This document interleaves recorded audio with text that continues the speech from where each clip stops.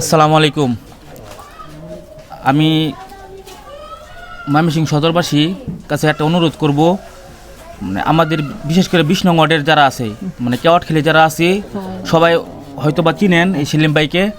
হ্যাঁ, আমাদের এখানে ওনাদের জন্মকর্ম সব এখানেই। তো ইতিমধ্যে উনি অনেক অসুস্থ, গুরুতর অবস্থা খারাপ, মানে বাল্বের সমস্যা। প্রায় আজকে 3 বছর ধরে এরকম একটা সমস্যায় ভুগতেছে। তো তার মানে ফ্যামিলির একটু ঝামেলার কারণে সে অপারেশনটা করতে পারে না। ঝামেলা বলতে কি আর্থিক মানে সমস্যা, টাকা পয়সার সমস্যা। এই চিকিৎসাটা মানে বাল্বের যে অপারেশনটা, এটা অনেক ব্যয়বহুল খরচ, প্রায় 5 লাখ টাকার মতো। তো এত টাকা তো ওনার দ্বারা সম্ভব না, তাই আর অপারেশনটা করা হয় নাই। এখন এরকম একটা লাস্ট স্টেজে আসার পরে উনি মানে খুবই গুরুতর অসুস্থ, মানে ঠিকমতো শুইতে পারে না, বসতে পারে না। এই দেখেন বসে রয়েছে, হ্যাঁ, ঠিকমতো বসতে পারে না, শুইতে পারে না, ঠিক আছে, মানে খুব ব্যথা। মানে এখন না পারতে আমরা আর কি সবাই মিলে আর কি সহযোগিতা হাত বাড়াতেছি আর কি, মানে সবার কাছে হাত পাততেছি।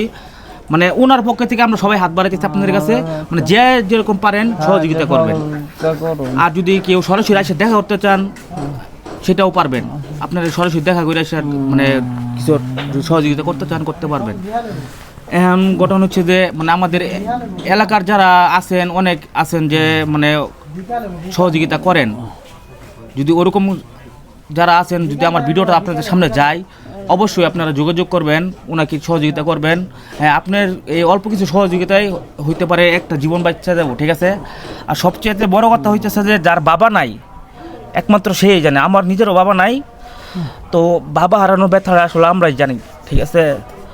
তো আপনারা সবাই চেষ্টা করবেন যাতে আপনাদের দ্বারা একটা লোক যাতে মানে এই পৃথিবীতে আরও কিছুদিন বাঁচতে পারে।